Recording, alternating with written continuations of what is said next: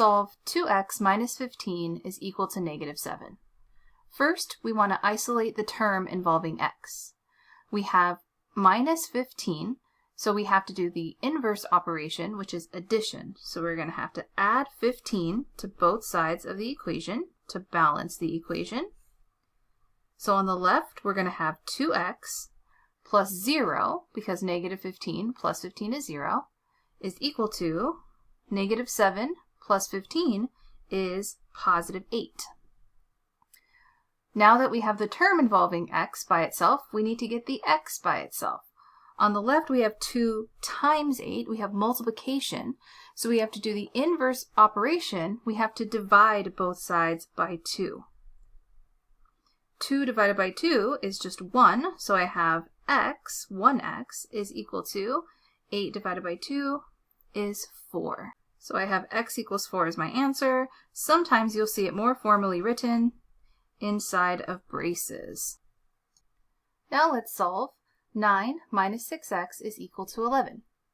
Again, I want to isolate the term involving x.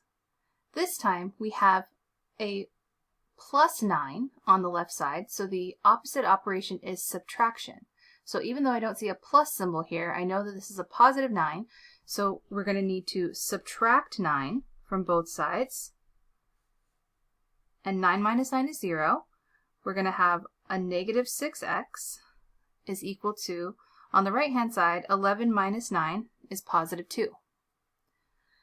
Now I have the term involving x isolated. To get the x by itself, again, I have multiplication here, negative 6 times x. So the inverse of multiplication is division. I'm going to have to divide both sides by negative 6.